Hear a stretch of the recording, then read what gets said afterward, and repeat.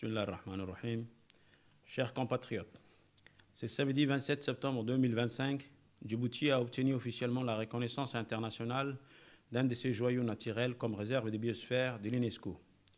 Le paysage est splendide, la diversité biologique unique et exceptionnelle et surtout l'engagement exemplaire pour la conservation et la protection de la communauté locale de l'aire marine protégée des îles des Sept Frères, Kor Angar, Rassian et Godoria ont attiré toute l'attention des experts de la 37e session du Conseil international de coordination du programme sur l'homme et la biosphère de l'UNESCO, qui s'est tenue du 26 au 27 septembre 2025 à Hangzhou, en Chine.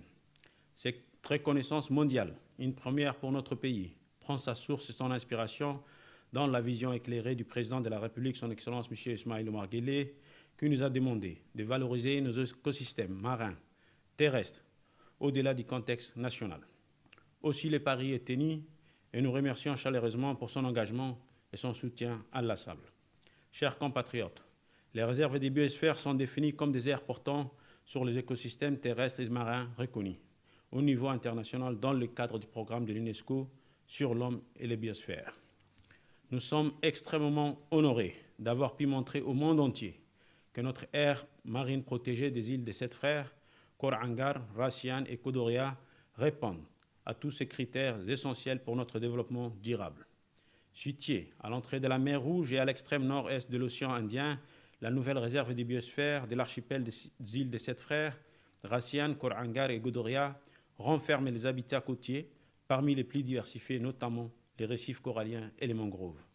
En outre, les eaux pélagiques constituent le lieu de passage et de reproduction d'innombrables espèces d'oiseaux, des reptiles, des poissons migrateurs, comme le requin-baleine, le mammifère marin, dont la plupart sont menacés au niveau mondial.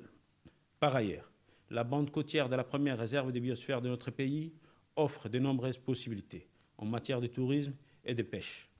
En outre, la particularité de notre réserve de biosphère repose aussi sur la communauté locale qui a su protéger depuis des siècles cet écosystème unique au monde. Cette communauté vit en harmonie, cohabite et coexiste dans la nature, avec la nature. La chasse des espèces sauvages, la coupe du bois, entre autres, sont des activités prohibées par les lois coutumières et traditionnelles. Désormais, leur patrimoine naturel, leur savoir-faire traditionnel, culturel et leurs traditions sur la protection de la biodiversité sont universelles et se trouvent aujourd'hui dans les annales de l'UNESCO. L'inscription de la réserve des biosphères de l'archipel des îles des Sept Frères, Rassian, Kor Angar et Godoria à l'UNESCO n'est pas une finalité, mais plutôt une nouvelle ère d'opportunités au développement durable pour Djibouti et pour toute la région d'Obok. Il est important pour moi de féliciter et de remercier tous les acteurs et les institutions impliquées, notamment son Excellence Aïd Moïsed Yahya, ambassadeur et représentant permanent de la République de Djibouti auprès de l'UNESCO, ses proches collaborateurs, son premier conseiller Adou Mohamed Ali, ainsi que mes proches collaborateurs, M. Dini Abdallah Omar, M. Ahmed Ali Mohamed, Mohamed Elmi Obsier, la représentante de l'UNESCO de Djibouti, Mme Idil Moussaïe, l'ambassade de France à Djibouti, à la région du sud de France, PACA, et enfin aux experts de l'UNESCO de Paris et de Nairobi. Je vous remercie.